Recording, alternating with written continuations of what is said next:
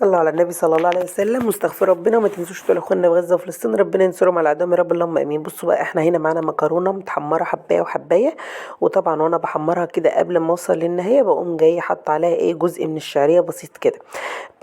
بسيبها تتحمر بالزيت بس، وبعد كده بحط عليها الطماطم بتاعتي او الصلصه بتاعتي، واسيبها بقى تستوي حلو جدا. وبعد كده بحط عليها في الاخر، اللي عارفني انا ما بحطش الزبده على المكرونه الا قبل ما تتشمع في الاخر خالص، يعني قبل التسويه ان هي ب5 دقايق. احط عليها قطعه زبده كده او قطعه قشطه او كده، واسيبها تستوي حلو قوي قوي. وبعد كده اخدها بقى احطها في الاطباق اللي انا هطلعها اوردرات او اطعام او على حسب ما هي مطلوبه مني. دي مكرونه محمره حبايه وحبايه، وحط عليها بس يعني حبه شعريه كده مش كتير. وبعد ما بتتحمر حلو بحط عليها بعد ما المكرونه بتتحمر بالزيت بس بحط عليها حبه شعريه. وبعد كده بحط الطماطم او الصلصه بتاعتي. انا حاطه طماطم كنت مصلصلاها انا عاملاها في البيت. وبعد كده بحط حته الزبده على الوش وتشمع بقى وتستوي كويس جدا، ما شاء الله مفرفره وجميله جدا، حبايه من حبايه.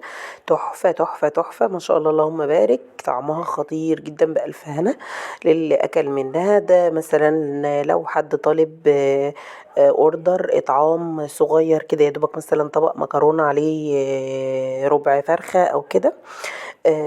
طبعا انا عملت قدامكم واحد عشان بس ما اطولش الفيديو. وباقي الوجبات انا بقى هكملها مع نفسي، يعني هحاول ان انا اخلص وبعد كده بقى هنزلها. انا في حاجات كتير قوي ما بصورهاش، بس انا بديكوا الفكرة فقط. ما تنسوش تصلوا على النبي بقى وتستغفروا ربنا، واللي مش متابعني بقى يا ريت يتابعني. ولايك حلو كده وشير، واثبتوا الصلاة على النبي في التعليقات. ربنا يا رب يتقبل منا جميعا كل عمل صالح، واحنا طبعا في ايام جميلة. ربنا يا رب يتقبل منا كل الاعمال ان شاء الله الصالحة، يعني ويبعد عننا ويبعدنا عن كل الذنوب يا رب اللهم امين والمعاصي. ما شاء الله اللهم بارك. المكرونة بتاعتي تحفة، طالعة تحفة. هو كان اوردر اطعام بس كان صغير مش كبير. حتى لو هتطلعي وجبة واحدة، لو هتطلعي 10 وجبات مش شرط تطلعي 100 ولا 200. تقدري تعملي العدد اللي انتي عايزاه، وبأقل الامكانيات تقدري تعملي احلى اطعام واحلى وجبات. يا جماعه ربنا يتقبل منا يا رب ويغفر لنا جميعا يا رب اللهم امين. صلوا على النبي بقى، وما تنسوش تدعوا لاخواننا المستضعفين في كل بقاع الارض، اخواننا المسلمين. يعني كتروا بقى من الاعمال الصالحه في الايام ديت. وما تنسونيش من دعوة حلوة بظهر الغيب.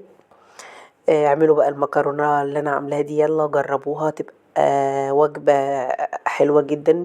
سواء تعملوها لكم في البيت او هتطلعوا منها اطعام، لو حتى 3 وجبات 2 على حسب ما انتوا عايزين. لايك واشتراك بقى. اللي مش مشترك في القناة ياريت تشترك في القناة ويفعل زر الجرس عشان يوصلكوا كل الوصفات والفيديوهات بتاعتي. واللي مش متابعني على صفحتي على الفيسبوك اضغطوا بقى اعجبني، يعني متابعة للصفحة، ولايك وشير، واثبتوا الصلاة على النبي في التعليقات. بحبكم في الله، في رعاية الله، مع ألف سلامة.